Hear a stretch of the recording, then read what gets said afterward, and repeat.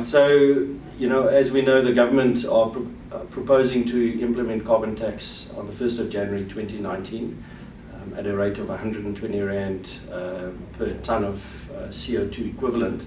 So that's something very new to South Africa. In some of the other countries around the world, it's progressed a lot faster to implementation. But we're all hesitant in this country because we're not exactly sure when and what to expect. But that is the given at the moment.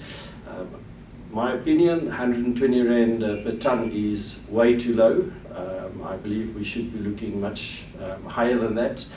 A study that was done in terms of the long-term mitigation scenario is what they called it, is you should start at around 214 Rand, and if we look at 120 Rand per tonne in South Africa, and you're getting tax rebates for the next 3 years of between 60 and 95% potentially, you can end up paying 6 Rand a tonne, so on a fleet that is absolutely negligible, and I don't think too many people is going to take that seriously enough to actually make a change.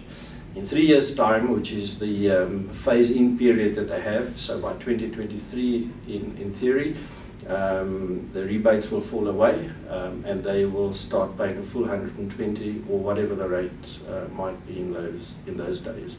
There is a view that they would like to increase it from that year by CPI plus 2%, so it's around about 6% based on last year's numbers.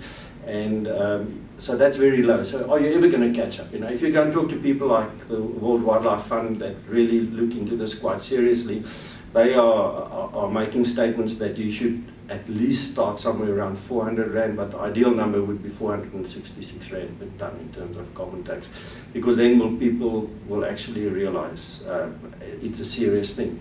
So none of us likes to pay additional tax. I mean, that's a given. But carbon tax is here to stay. It's being implemented all over the world, and we all know in terms of climate change we have to do something to make our Earth a better place. So we need to live with it, and we need to handle it in the best possible way, and fortunately there are ways to assist people like fleet owners and truck owners, and basically even the man on the street, through technologies such as our MISER system.